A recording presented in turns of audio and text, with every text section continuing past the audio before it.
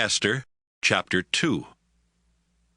After a while, King Xerxes got over being angry, but he kept thinking about what Vashti had done and the law that he had written because of her.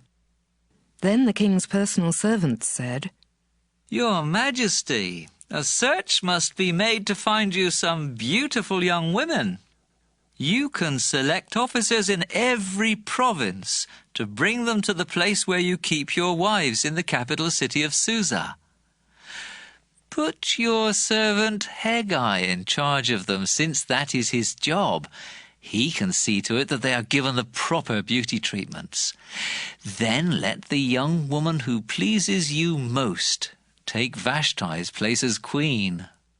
King Xerxes liked these suggestions, and he followed them. At this time, a Jew named Mordecai was living in Susa. His father was Jair, and his grandfather Shimei was the son of Kish from the tribe of Benjamin. Kish was one of the people that Nebuchadnezzar had taken from Jerusalem when he took King Jeconiah of Judah to Babylonia. Mordecai had a very beautiful cousin named Esther, whose Hebrew name was Hadassah. He had raised her as his own daughter after her father and mother died. When the king ordered the search for beautiful women, many were taken to the king's palace in Susa, and Esther was one of them. Haggai was put in charge of all the women, and from the first day, Esther was his favorite. He began her beauty treatments at once.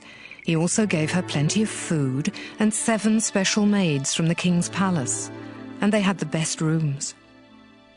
Mordecai had warned Esther not to tell anyone that she was a Jew, and she obeyed him. He was anxious to see how Esther was getting along and to learn what had happened to her. So each day he would walk back and forth in front of the court where the women lived. The young women were given beauty treatments for 1 whole year. The first 6 months their skin was rubbed with olive oil and myrrh, and the last 6 months it was treated with perfumes and cosmetics. Then each of them spent the night alone with King Xerxes. When a young woman went to the king, she could wear whatever clothes or jewelry she chose from the women's living quarters.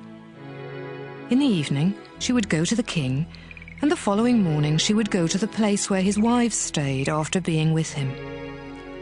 There, a man named Shaashgaz was in charge of the king's wives. Only the ones the king wanted and asked for by name could go back to the king. Xerxes had been king for 7 years when Esther's turn came to go to him during Tebeth, the 10th month of the year. Everyone liked Esther. The king's personal servant, Haggai, was in charge of the women, and Esther trusted Haggai and asked him what she ought to take with her. Xerxes liked Esther more than he did any of the other young women. None of them pleased him as much as she did, and right away he fell in love with her and crowned her queen in place of Vashti. In honor of Esther, he gave a big dinner for his leaders and officials. Then he declared a holiday everywhere in his kingdom and gave expensive gifts. When the young women were brought together again, Esther's cousin Mordecai had become a palace official. He had told Esther never to tell anyone that she was a Jew, and she obeyed him, just as she had always done. Bigthana and Teresh were the 2 men who guarded King Xerxes' rooms. But they got angry with the king and decided to kill him. Mordecai found out about their plans and asked Queen Esther to tell the king what he had found out. King Xerxes learned that Mordecai's report was true, and he had the 2 men hanged. Then the king had all of this written down in his record book as he watched.